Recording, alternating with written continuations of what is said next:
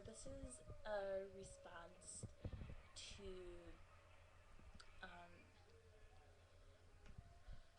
sorry, 1994 Ginger Kid, when and why I started to self-harm. Um, I started to self-harm when, there's something wrong with this camera, there, yeah, okay. I started to self-harm when I was about 11, 12 years old in 7th grade.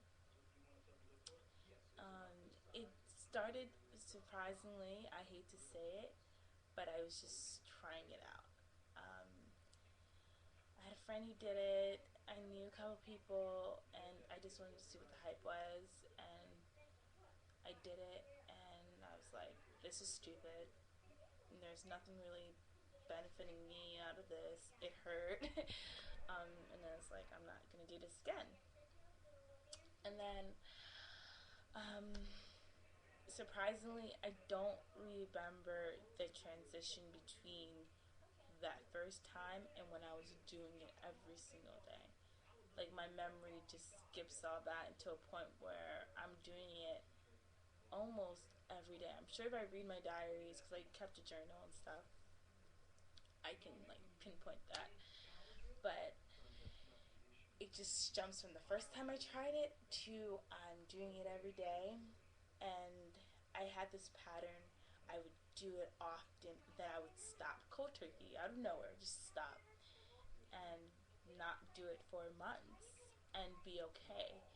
Um, I would feel like wanting to do it, but I just didn't do it. And my scars would heal. I could wear short sleeve shirts and go about my business. Then something bad happens, something major, because it would take something major to spin me back into the cycle of self harm all over again. And then I'm cutting and cutting frequently and deeper than I did previously when I stopped. Into the point where I'm cutting so bad that I need stitches every time I cut. And, you know, it's just massive. And many people, like my parents, wondered when.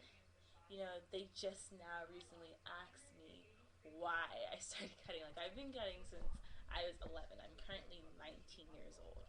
And they just, like, honestly, a month, not even a month ago, the beginning of this month, in May, asked me why did I start cutting in the first place. And, I find that crazy. Uh, you know, what made me continue cutting was just that there was a lot of stuff that went on, you know, at home. Um, my mom, she just, I don't know what to describe it. She would do things that weren't normal. She would change the lock of our house. I remember one time she called me in school and she's like, "Just don't come home." I was like, I didn't do anything that day. I went to school. She went to work. She called me at work, told me not to come home, and I went home because I'm like, what else am I gonna do? She had changed the locks of the door, and I'm like, oh, wow. You know, and she would do things like that, and she would call the cops on us, and she sent us to foster care, and she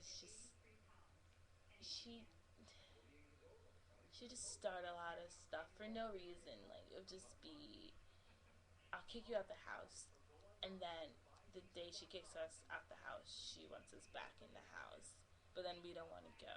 Or the week later, or I remember she kicked us out, and it was months later, and then she's like, "I want you back in the house," and I'm like, "I don't want to go back in the house with you," and she starts crying, and my dad's like, "Just go," and I'm like, whatever. But she would just do things like that and start fights and create drama and chaos and really tear our family up, really, and tear me up because, like, I remember when she would tell me she hates me and she just did not care. I once in one of our fights, I was like, just tell me you hate me, just tell me. And she came up to me with the deadest face and it's like, I hate you. And I was like, all right, thanks. I went up to my room. I was like, that's all I wanted. And then I proceeded to cut because, like, I just felt like, what's the point?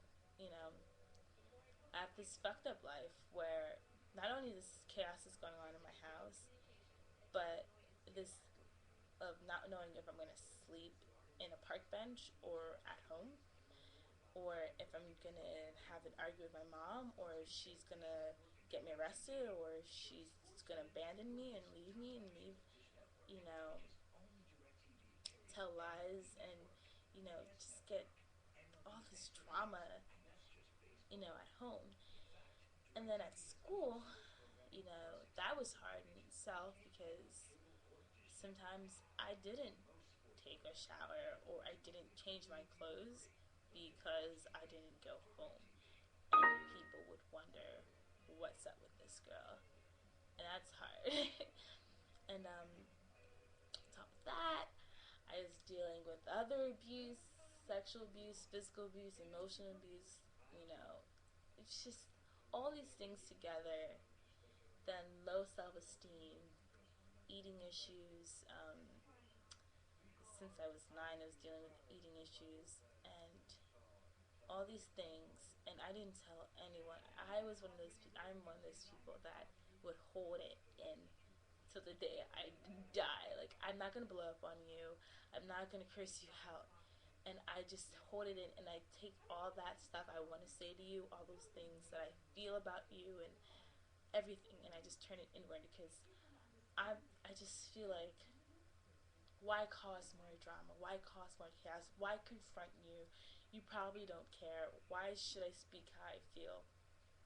And so I take all that stuff and I turn it inward onto myself, and I'm like, this way, I'm just saving both of us the hassle, and I'm just gonna deal with it myself and deal with the pain and deal with the hurt that you're causing me, or the things I want to say to you that might hurt you, and just take that onto myself.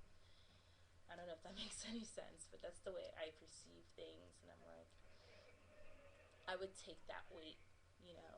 If someone was bearing 10,000 pounds, like, I don't like the fact of hurting someone else, so I just rather hurt myself because it's myself. I don't care about myself that much, anyways. So that's what I would do. Um, Also, cutting was a great distraction from whatever is going on, you know, whatever at home was the problem. Um, it felt good in a sense of relief and just everything gone.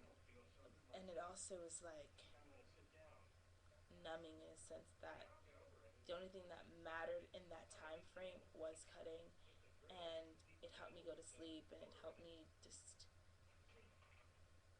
block everything out and just be really okay with what it was like. Okay, this is happening. All right, I'll go with it. Like, I don't mind.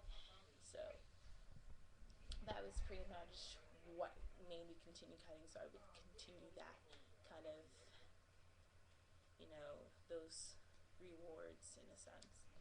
Um, there's other reasons that I also continued cutting, but those aren't important because I don't remember them. But basically, that's when I started cutting. Um, I know for sure that there was another time that I had stopped, but I continued. I started again because I wanted to show how bad I was hurting. I don't know if it makes any sense. There's a time like I completely healed, my scars are gone, but um, there is this issue going on. My mom was making a point that because child services came to our house and they're like, you need to do this and that and the third to, you know, reunite with us and stuff like that. And she's like, I never heard my kids that bad, blah blah blah. And I remember a police officer came to our house and like, do you have any proof of these things are happening? There's no proof that any of this stuff happened. And that night I was like, you know what? I'm gonna show you how bad you hurt this family and how bad you hurt us. And I took it out of myself, and that's like another reason why I started cutting again, and like got into that momentum of cutting. So it's really weird. My cycle of cutting is just all over the place. But that's pretty much my story